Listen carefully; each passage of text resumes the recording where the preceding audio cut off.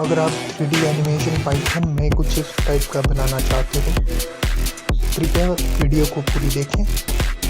और अगर आपको कोड चाहिए तो इंस्टाग्राम पे DM करें, लिंक डिस्क्रिप्शन में।